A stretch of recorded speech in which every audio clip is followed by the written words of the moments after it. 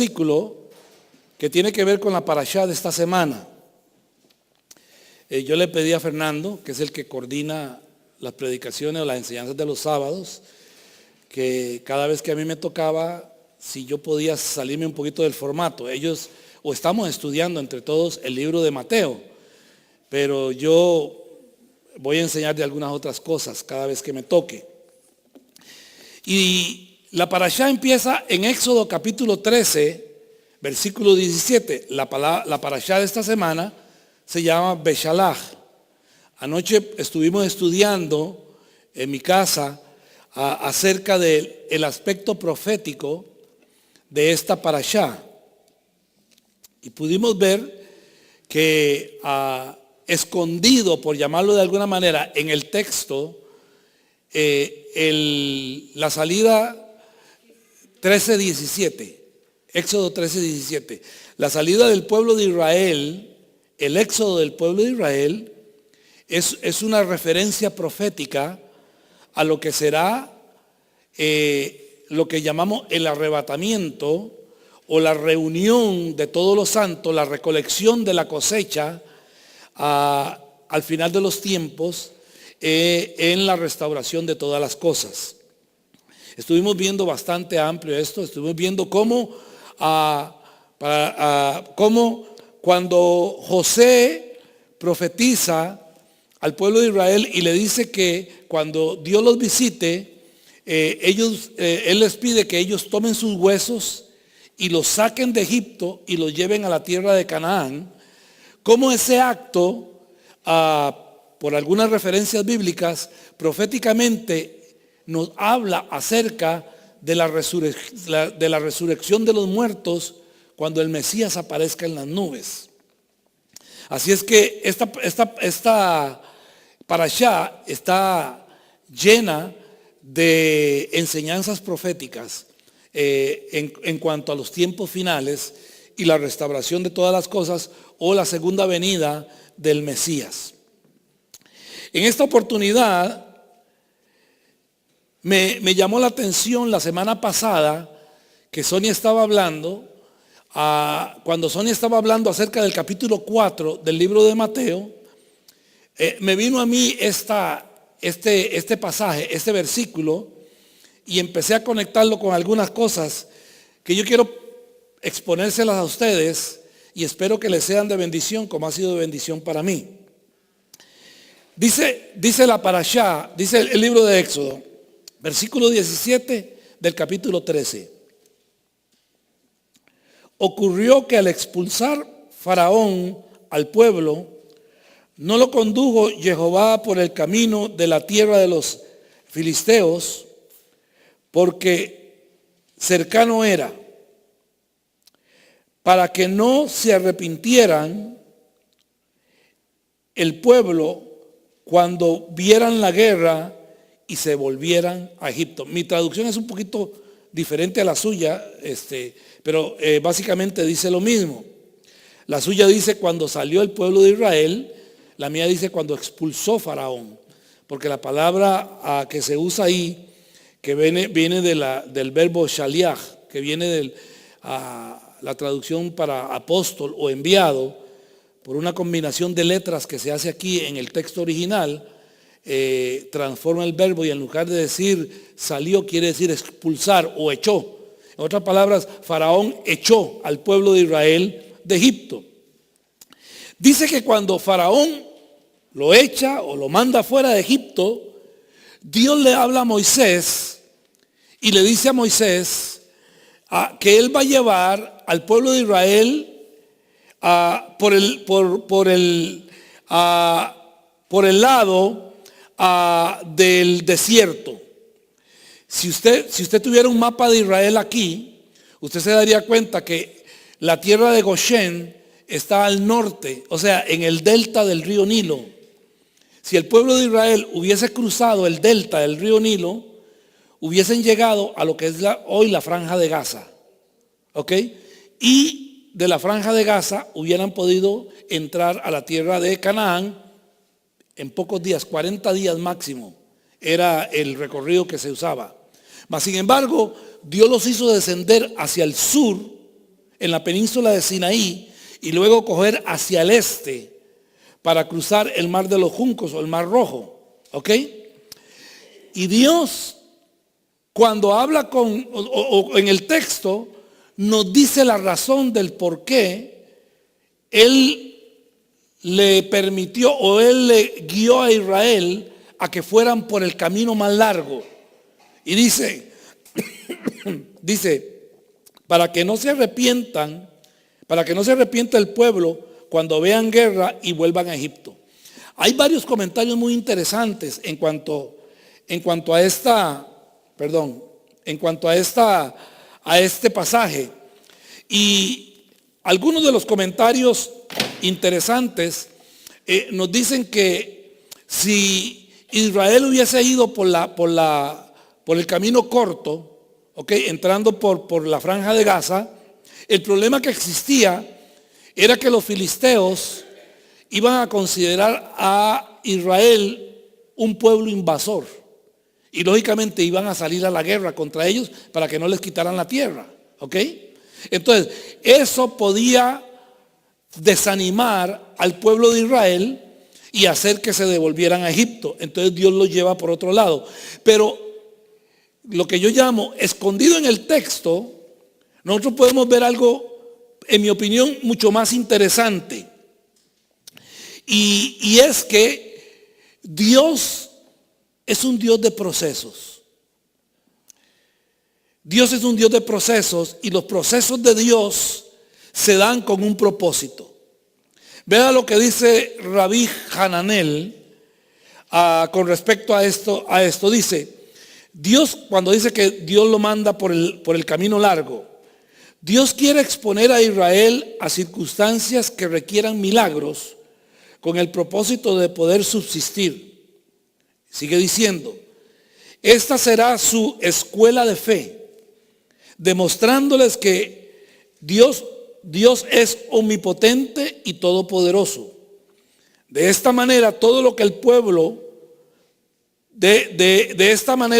pueblo en el futuro podrá mirar atrás y aprender de la lección clara que Dios impartió en el desierto, ya que la subsistencia humana en ese ambiente, especialmente para un pueblo de varios millones, era imposible sin la intervención divina.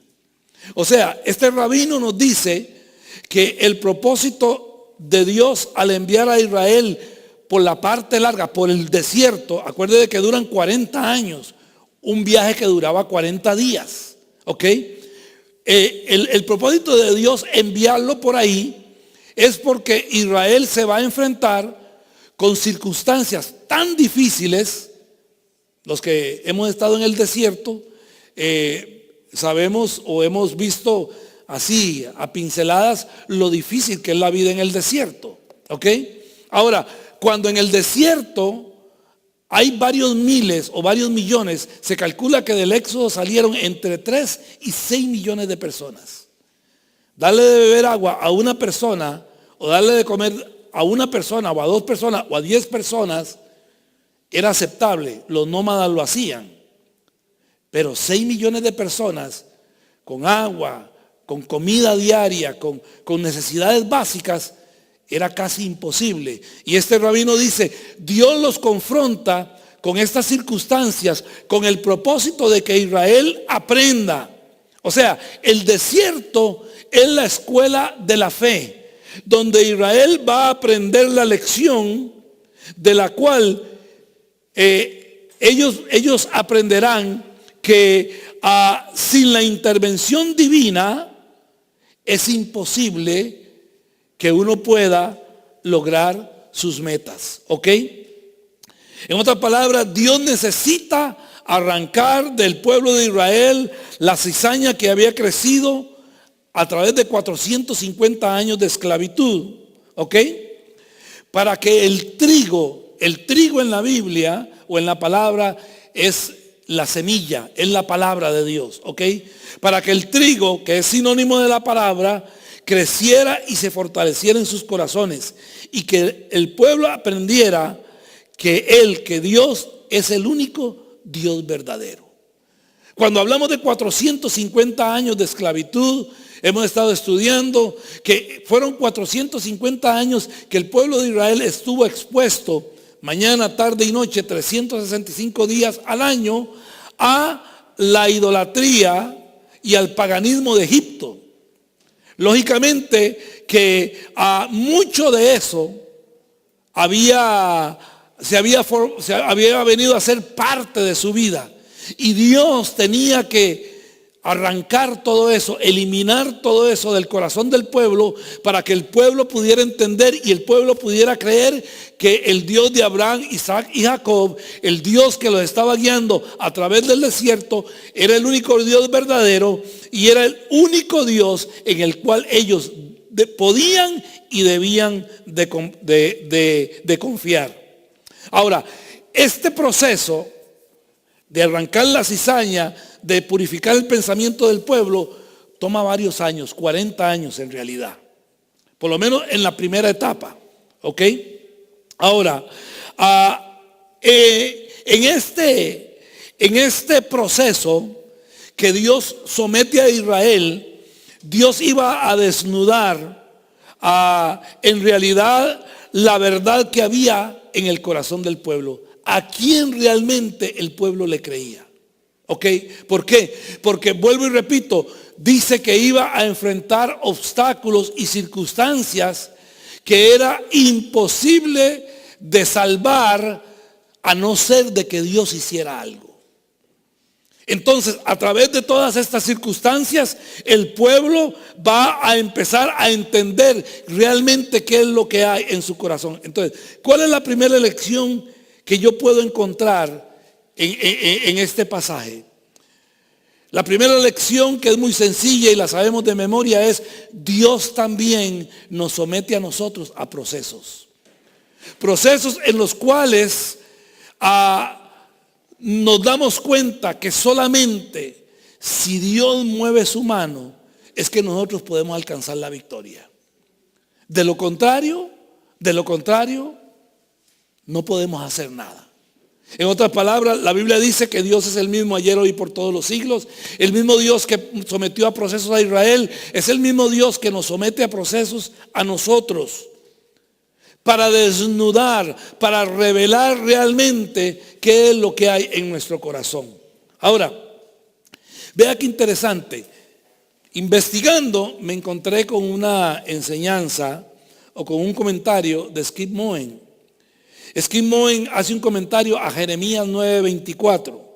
Y Jeremías 9:24 dice así: mas alábese en esto el que se hubiere de alabar, en entenderme y conocerme, que yo soy Jehová, que hago misericordia, juicio y justicia en la tierra, porque estas cosas quiero, dice Jehová. ¿Ok? El profeta Jeremías nos dice algo interesante. ¿Ok?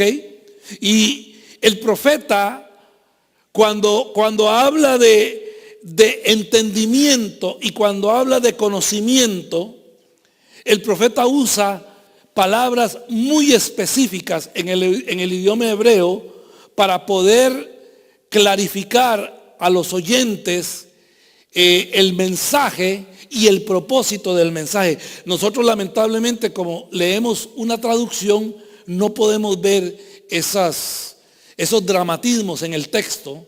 Pero gracias a Dios por las herramientas y por las personas que tienen el conocimiento, que nos ayudan a entender un poco más de la escritura. ¿Ok? Ahora, el profeta, para la palabra entendimiento, ¿ok?, usa la palabra sacal. La palabra sacal. Aquí en Jeremías se traduce como entendimiento. Pero hay algo bien curioso. La palabra que normalmente se utiliza para entendimiento no es sacal, es bin, de biná, de la raíz biná, ¿ok? Es bin. Pero aquí el profeta no usa bin, usa sacal. Ahora, ¿por qué el profeta hace ese cambio lingüístico en su pasaje? Porque el profeta sabe lo que él tiene en mente. Y él sabe el mensaje que Dios quiere comunicar al pueblo. ¿Ok? Y vamos a verlo nosotros para luego hacer una moraleja y llevarnos una enseñanza a nosotros también. ¿Ok? Que tenemos el privilegio de poder acercarnos un poquito más al texto original. Ahora, ¿cuál es la diferencia entre estas dos palabras? Si las dos palabras se pueden traducir como entendimiento. No está mal traducido. ¿Cuál es la diferencia? La diferencia es esta.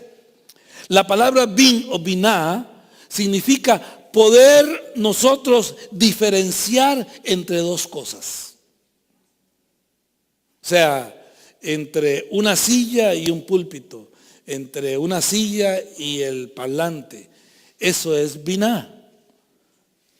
La facultad de poder diferenciar. ¿Ok? Ahora, la palabra sacal es diferente. La palabra sacal está relacionada con el conocimiento inteligente de la razón. Esas son palabras un poco profundas a veces, ¿verdad? Pero ¿qué quiere decir con eso? O sea, que sacal nos ayuda en el proceso de poder arreglar los pensamientos para poder lidiar inteligente y prácticamente con cada lección o con cada situación. En otras palabras, que sacal nos permite, por decirlo de alguna manera, resolver problemas. ¿Ok?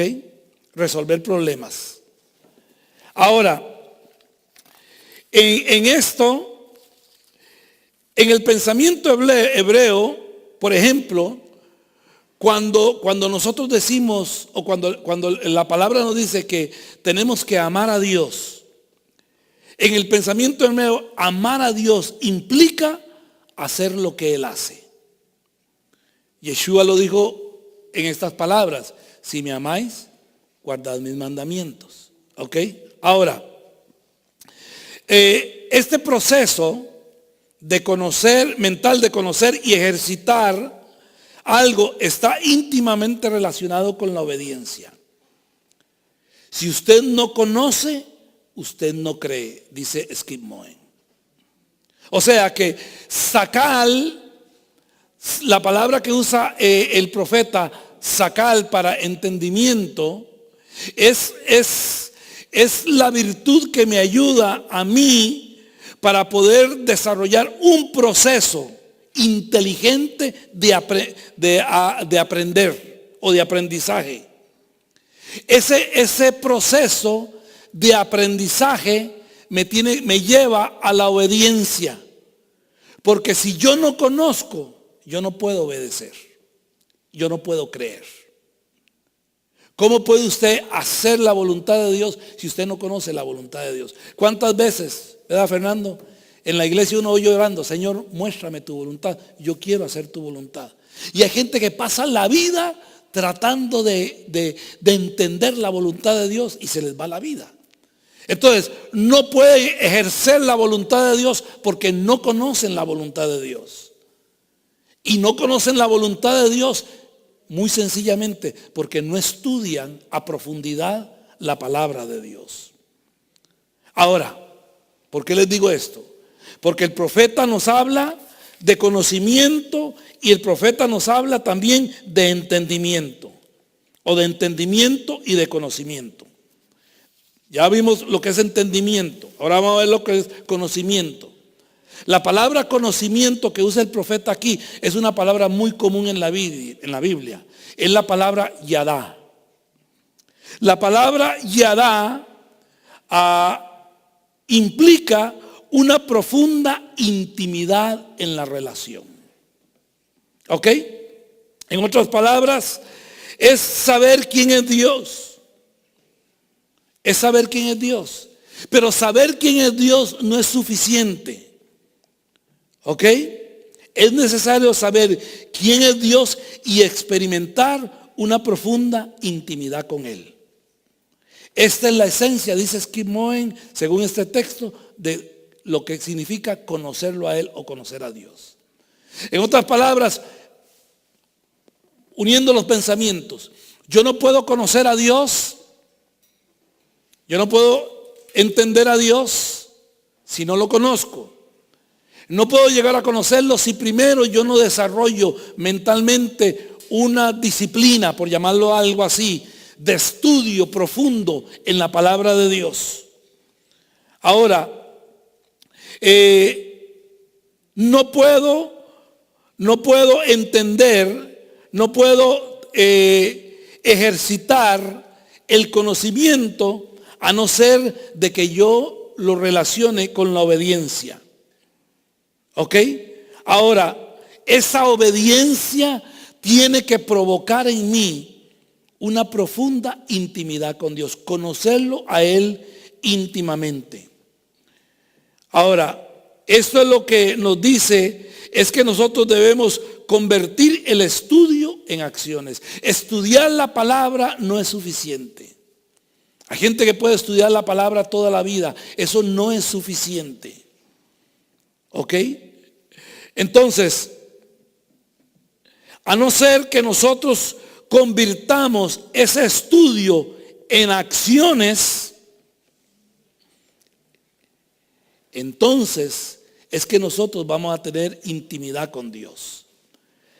Santiago lo dice de esta manera: sed hacedores de la palabra y no solo oidores, engañándose a ustedes mismos.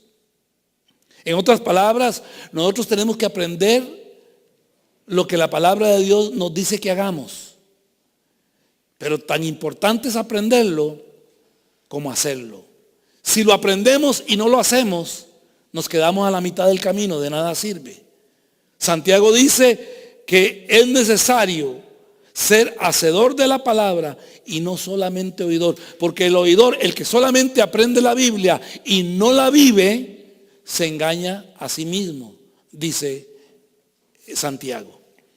Ahora, esto se los traje a colación porque me parece íntimamente relacionado con el proceso de Dios en la vida, en la parashá del pueblo de Israel, y el proceso de Dios en la vida nuestra, personal, de cada día.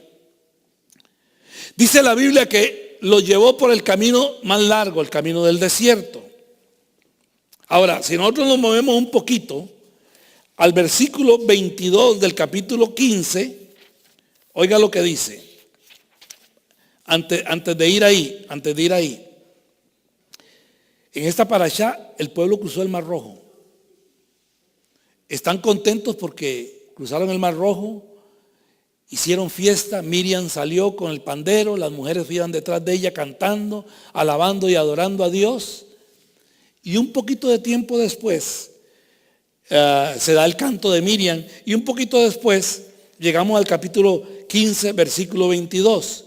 Y oiga lo que dice: Moisés hizo trasladar a Israel desde el Mar Rojo, o el Mar de los Juncos, y salieron hacia el desierto de Shur. Y anduvieron durante 3 días por el desierto, mas no hallaron agua. Primero, Israel sale milagrosamente de Egipto. Dios lo lleva al Mar Rojo. Enfrentan a Faraón en el Mar Rojo. Dios maravillosamente abre el Mar Rojo y todo el ejército de Faraón muere. Cuando Israel vuelve a ver y ve a todos los egipcios muertos, Israel entra en una fiesta, dándole gracias a Dios por la salvación. Miriam viene y hace un gran alboroto y cantos y regocijos y danzas y todo. Y entonces Moisés dice: ok, vámonos hacia nuestro destino. Oiga, y caminan apenas 3 días. O sea, 3 días les duró el gozo, 3 días les duró la fiesta, 3 días les duró la victoria. 3 días después dice, por el desierto y no hallaron agua. Llegaron hasta Mara, pero no pudieron beber agua de Mara porque amargas eran. Por ello llamó su nombre Mara, que significa amargo. Se quejó el pueblo contra Moisés diciendo: ¿qué vamos a beber?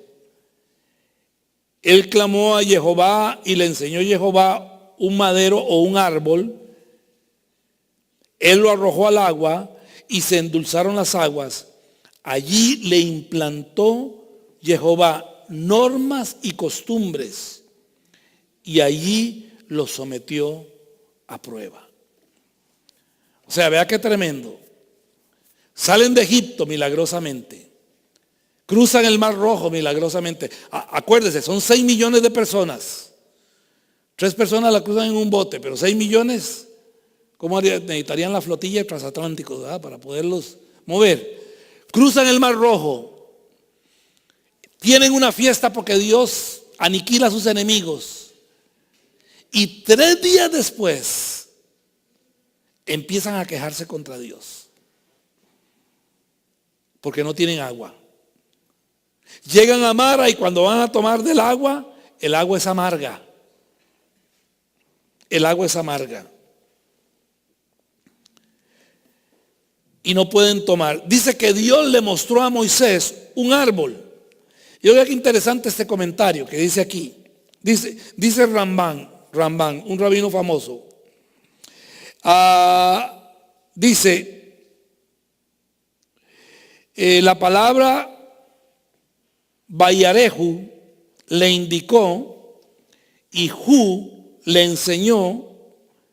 Esto implica necesariamente la idea de una enseñanza. O sea, ¿qué fue inmediatamente lo que yo pude captar? Que no fue simplemente mostrarle un árbol y tirarlo al agua para que el agua se volviera dulce. Eso era lo más sencillo para Dios. ¿Ok? Pero el propósito de Dios no era solamente volver el agua dulce para que el pueblo tomara, porque después saca agua de una roca. O sea, Dios podía haberla provisto de cualquier manera.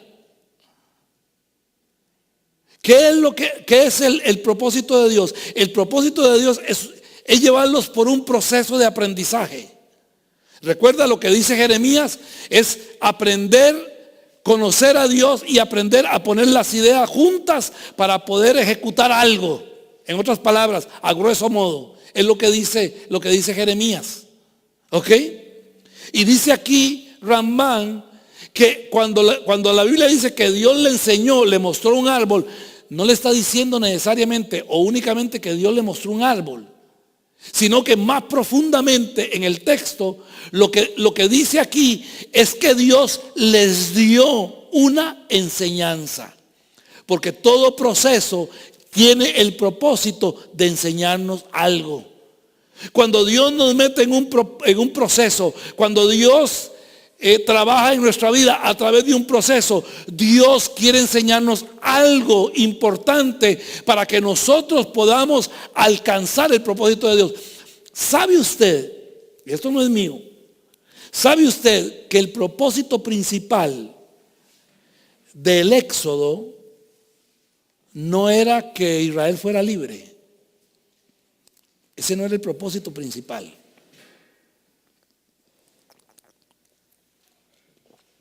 El propósito principal del Éxodo era llevar al pueblo de Israel a la tierra de Canaán, porque Dios había comprometido su nombre con una palabra que le había dado a Abraham. Entonces, el Éxodo o la liberación no era un fin en sí mismo.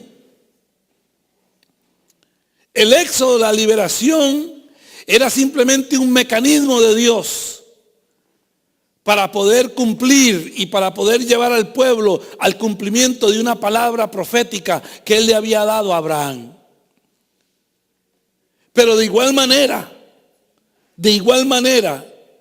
el propósito no era ponerlos en la tierra prometida, porque los había podido trasladar milagrosamente de Egipto a la tierra prometida y punto, se terminó el problema.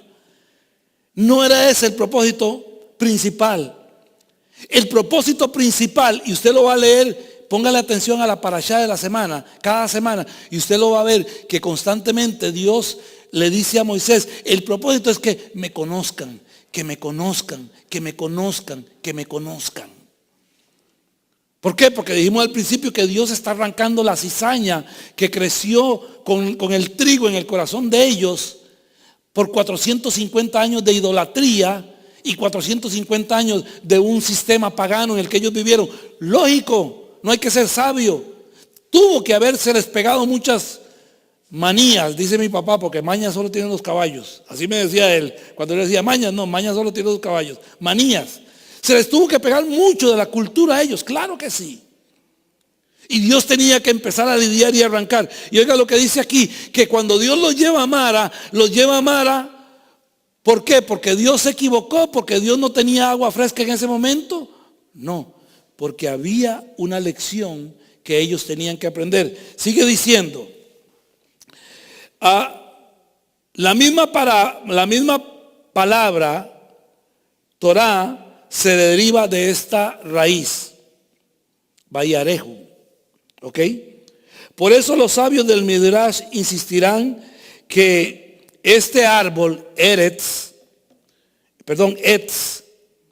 que quiere decir también árbol, no solamente madera, hace alguna referencia a la idea de aprender y de enseñar, queriendo insinuar que Dios le enseña a Moisés cómo enfrentar situaciones análogas o situaciones difíciles. Me parece muy interesante ese comentario de Rambán. Y como dijo Brad Scott, yo cito a los sabios cuando están de acuerdo conmigo, cuando no. Entonces, ¿qué es lo que nos sigue diciendo el comentario? Oiga, es un comentario rabínico, entre comillas, no cristiano, no mesiánico, ortodoxo, y dice que el propósito de Dios fue enseñarles una lección, enseñarles a lidiar con situaciones. Yo le decía a los hermanos anoche que estábamos reunidos, que entonces eso quiere decir que las circunstancias o las situaciones que nosotros pasamos en nuestra vida no son obra de la casualidad, sino que tienen el propósito de parte de Dios enseñar una lección para poder lidiar con circunstancias adversas en nuestra vida. Ese es el problema que tienen, por ejemplo, los padres que son sobreprotectores.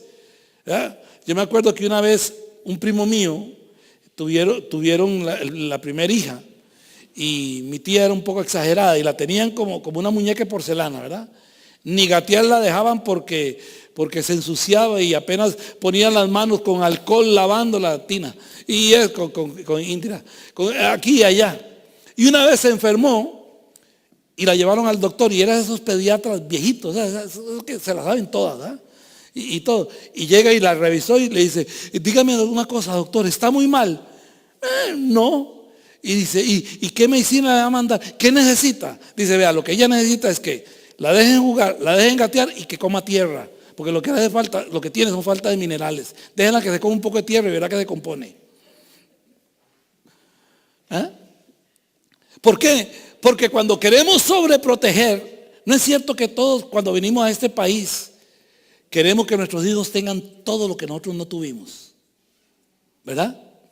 Esa es la primera idea de los padres. Yo me acuerdo que cuando yo llegué aquí y pude hacer un poquito de plata y Yane vino con Sammy, me acuerdo que lo primero que hicimos fue comprarle un carro eléctrico. Y Janet se compró un abrigo que ella le decía a la vaca, porque era un asunto, un pelaje ahí todo, pues de una vaca muerta.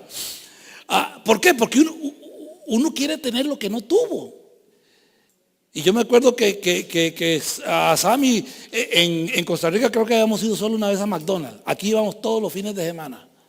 ¿Por qué? Porque queríamos que él disfrutara de lo que nosotros no pudimos disfrutar. Ahora, qué terrible, ¿verdad? Qué ignorancia. Ahora, ¿cuál es el problema de eso? El problema de eso es que no permitimos que nuestros hijos aprendan a enfrentar la vida. Y sabe una cosa, papá y mamá no van a estar para siempre. Y cuando a ellos les toca enfrentar la vida, no van a saber cómo enfrentarla. Y al no saber cómo enfrentarla, van a meter la pata. Ese es el problema. Por eso es que algunos han dicho que la palabra padre en la vida, en la Biblia tiene el sentido de instructor. El papá debe ser como un coach que saca lo mejor del niño, que lo va llevando para que él se desarrolle en el más alto nivel que pueda. Pero para esto tiene que hacer ejercicios, tiene que golpearse, tiene que quizá quebrarse algún hueso por ahí. Tiene que enfrentarse a cosas, ¿verdad? Entonces, eso es lo que nos dice aquí. Entonces, me llamó la atención eso porque quiere decir Quiere decir que los procesos de Dios tienen como propósito principal enseñarnos a nosotros a lidiar con cosas. Lo primero que Israel tenía que saber lidiar, y es la lección que Israel aprendió hasta el día de hoy. El comentario del rabino al principio, Hananel, dice que el propósito de llevarlo por el desierto era que Israel pudiera en el futuro mirar hacia atrás, ver la experiencia del desierto y saber que Dios siempre está y que Dios es el único que puede sacarlos adelante. ¿Cuál es la gran victoria de Israel modernamente? Que Israel existe porque Dios tiene la mano sobre Israel. No hay lógica que 200 millones de árabes no puedan destruir a 6 millones de judíos. Ni teniendo Israel bomba atómica se podría defender. Yo no sé cuánto es, pero da 1 millón por cada persona, por cada judío, por lo menos. ¿Qué es lo que la mantiene en pie? ¿Qué es lo que la hace subsistir en este tiempo? La mano de Dios. La mano de Dios. Y dice la palabra, nos enseña la palabra, que ese fue el propósito de Dios al llevarlos por el desierto. Ahora vea lo que dice. Los llevó a Mara y dice que el agua estaba amarga. Dice, él arrojó al agua el árbol, ¿verdad? Y se endulzaron las aguas. Ahí le implantó Jehová norma y costumbre, y allí lo sometió a prueba. Voy a empezar de atrás para adelante en el versículo. Cuando dice que él lo sometió a prueba, lo que los rabinos nos enseñan es que, de acuerdo al vocabulario, etcétera, etcétera, que lo que implica la Torá ahí es que Dios sometió a Israel a prueba para enseñarle al pueblo lo que había en su corazón. Porque sabe una cosa, mientras no venga la prueba, todos le creemos a Dios. Y es más, cuando vemos a alguien que falla en algo, le decimos, qué bárbaro, qué falta de fe. No confía en Dios. Porque a mí no me está pasando. Porque yo no soy el que estoy en el problema. Pero cuando viene el problema a mi vida, cuando viene el proceso de Dios a mi vida, cuando viene la necesidad de Dios, que Dios permite a mi vida, Dios me muestra lo que está en mi corazón. Eso fue lo que sucedió en Mara. El pueblo venía muy contento, el pueblo venía cantando, venía alabando al Señor, pero Dios les mostró que todavía en su corazón ellos no confiaban y ellos no creían a Dios. ¿Por qué? Porque cuando vino la necesidad y se enfrentaron con el problema, inmediatamente murmuraron contra Dios y contra Moisés y le dijeron, ¿para qué nos sacaste de Egipto? Ahora, lo que me llama la atención es que muchas veces nosotros somos así. Tenemos un problema, tenemos una necesidad y nos quejamos. Es que yo no entiendo a Dios. Es que esto, es que el otro. ¿Ok? No sabiendo que el Dios que nos muestra la palabra es el mismo de ayer, de hoy y por siempre.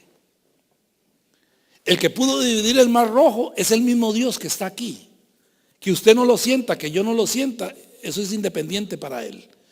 Es el mismo Dios que está aquí. Es el mismo que vive en su corazón. Es el mismo que nos ha dicho, no te dejaré. Contigo estaré en la angustia, en el problema. Aunque pases por las aguas no te ahogarás. Aunque pases por el fuego no te quemarás. Pero ¿sabe qué? Eso es una linda poesía. Pero en la mayoría de nosotros no es una realidad.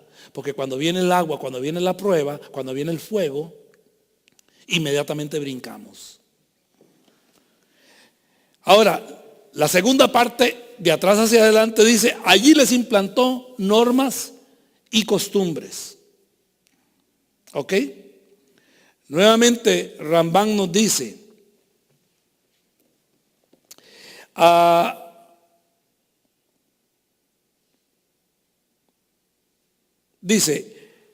Rambán cita numerosos versículos del Tanaj en su apoyo, demostrando que Hok quiere decir también norma de vida, y se lo llama también Mishpat, porque está calculado y pensado debidamente siguiendo un razonamiento lógico.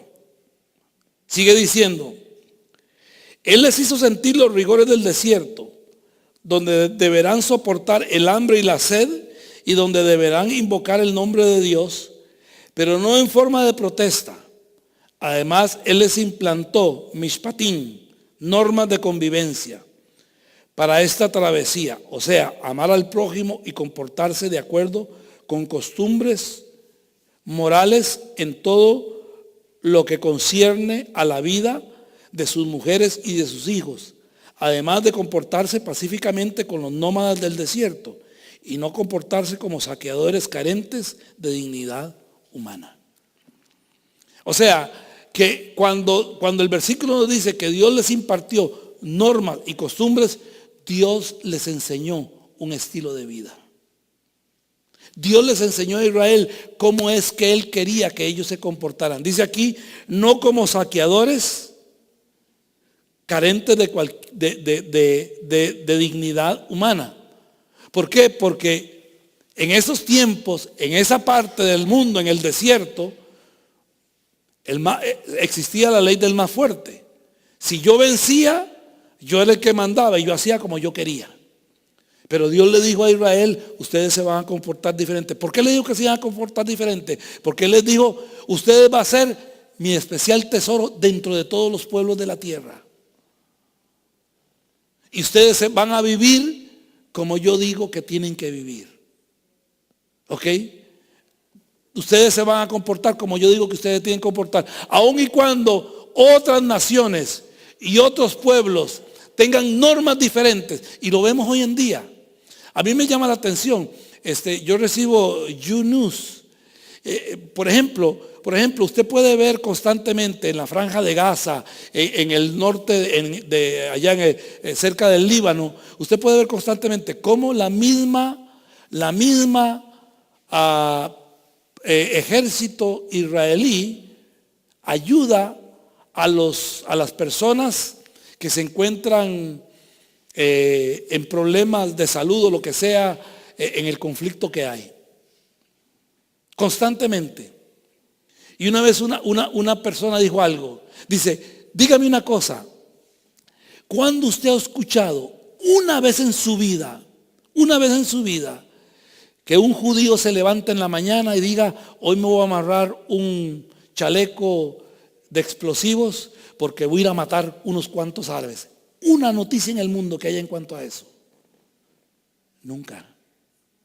Mas sin embargo, en la otra parte lo vemos constantemente. ¿Por qué? Porque Dios les enseñó normas de convivencia. Inclusive, no es parte de la parashá, pero usted se va a dar cuenta que dentro de lo que Dios establece son lo que se llaman las normas de la guerra. Y se me viene ahora a mente un pasaje cuando dice que cuando tengas una esclava, o sea, cuando usted vaya a la guerra y venza a un pueblo y coja botín, parte del botín eran las personas que ellos se las traían como esclavos. Dice, y si te trajeres una mujer y resulta que la mujer te gusta, no puedes ir y hacerla tuya. Va a tener que proponerle matrimonio. ¿Por qué? Porque Dios resalta la dignidad del ser humano. De igual manera, en Israel era prohibido matar a los esclavos. En cualquier otra cultura no era así. Entonces, voy terminando, ya se me fue el tiempo, voy terminando, porque lo que me llama la atención es que Dios coge a Israel y lo mete en un proceso con tal de que Israel aprenda cuál es la forma como Dios quiere que su pueblo se comporte ¿Cómo quiere Dios que lo alaben? ¿Cómo quiere Dios que le sirvan? Por eso, ¿cómo quiere Dios que le presenten los holocaustos, los sacrificios? Dios detalladamente le dijo a Israel y a nosotros también qué es lo que a Él le gusta. Esta idea me surgió porque Sonia me dio el tema cuando ella habló en el capítulo 4 del libro de Mateo. Ella no usó la palabra correctas, exactas, pero lo que yo se lo voy a parafrasear. Ella dijo, cuando el Espíritu lleva a Yeshua al desierto, el Espíritu lo mete en un proceso para que él pudiera entender y pudiera estar seguro de lo que él tenía que hacer. ¿Cómo? Restringiendo el deseo. Si eres hijo de Dios, haz que estas piedras se conviertan en pan. Él podía hacerlo, claro. Si Elías bajó fuego del cielo y Moisés abrió el mar rojo, ¿qué no podría hacer el Mesías? Mas sin embargo, él citó la Torá y dijo, escrito está, no solo de pan vivirá el hombre. Luego vino, dice que lo llevó a un monte alto, ¿verdad? Y le mostró todos los reinos de la tierra y dijo, todo esto te daré, porque a mí me ha sido dado, si postrado me adorares. O sea que ahí trató Dios en el corazón de Yeshua, trató con no la avaricia, sino con el deseo de poseer, ¿cómo se llama? Porque le mostró todos los reinos, o sea,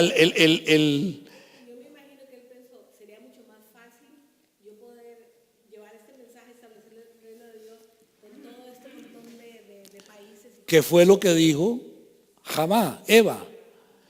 No morirá lejos de la serpiente, sino que será igual que Dios. Entonces Eva dijo, bueno, si yo como estoy, hago las cosas bien, imagínense si soy igual a Dios, voy a poder cumplir mejor el propósito. Entonces, Yeshua es confrontado con las riquezas, con el deseo de poseer también. Y luego lo lleva al monte, a lo más alto del templo y le dice, lánzate porque escrito está, si eres hijo de Dios, porque escrito está, sus ángeles mandará cerca de ti para que tu pie no tropiece en piedra. Y el Señor le contestó, pero escrito está, no tentarás al Señor tu Dios. O sea, el mismo Yeshua tuvo que pasar por un proceso que ponía en orden, por llamarlo de alguna manera, a no mejores palabras en mi vocabulario en este momento, en orden todo lo que Dios quería hacer con él. Y que él tenía que entender y saber que su voluntad tenía que estar completamente sujeta a la voluntad del Padre. Y que aunque habían cosas que parecían buenas y que parecían ayudar al propósito, si no venían de la voluntad de Dios, no cumplían el propósito de Dios y estaban equivocadas. Él tuvo que aprender eso. Porque muchas veces nosotros somos así. Señor, ayúdame en mis finanzas, Señor, necesito. Y de pronto por allá nos llega una credit card y dice, ve, con esta credit card yo pago aquí, pago allá. Y al final de cuentas nos metimos en más problemas. Parecía una buena idea, pero al final no fue una buena idea. Entonces, ¿cuál es la moraleja final? La moraleja final que yo quiero dejarles es esta. Dios es un Dios de procesos. Nada de lo que pasa en nuestra vida está ausente de la voluntad de Dios. Ninguna de las decisiones que nosotros tomamos está ausente de la voluntad de Dios. Dios lo sabía antes de la fundación del mundo. Porque Dios muestra el final desde el principio. Si nosotros nos sujetamos al proceso de Dios y en todo momento, a pesar de, actuamos conforme a las normas que Él nos ha enseñado en su palabra, nosotros vamos a obtener la victoria. Nosotros vamos a poder, y déjeme decirle esto, la victoria no es la salvación. La victoria no es la salvación. Dios no está tan preocupado en la salvación. La victoria es poder tener intimidad con Él. Cuando usted y yo logremos desarrollar una intimidad con Dios, mi hermano, no volverán a haber días grises. No volverán a haber pruebas insuperadas. No volverán a haber oraciones no contestadas. Vamos a caminar de acuerdo al corazón de Él, y eso es posible. ¿Cómo? Aprendiendo la palabra de Dios. Intelectualmente usted tiene que tenerla aquí primero, porque intelectualmente cuando usted conoce la palabra de Dios, usted puede obedecer la palabra de Dios. Y el segundo proceso es llevarla en práctica en su vida diaria. Y cuando usted la lleva a la práctica en su vida diaria, usted empieza a entender y a tener intimidad con Dios. Y usted va a ver que la presencia de Dios en su vida va a ser tan real como el aire que usted respira, como la luz del sol en el día. Y ese es el propósito que Dios tiene con nosotros. Así es que si usted está pasando un problema, alégrese. Dele gracias al Señor. No necesariamente por el problema y el dolor, pero sí por la enseñanza que está recibiendo de parte de Dios. Porque Dios le está enseñando algo. Aprenda la lección y póngala en práctica. Porque el oidor olvidadizo, dice Santiago, se engaña a sí mismo. Que la paz de Dios sea con ustedes y espero que se lleven una pequeña lección y les sirva en esta semana. Amén. El miércoles, ¿dónde estamos? En la casa de Fernando y enseña. Oh, yo.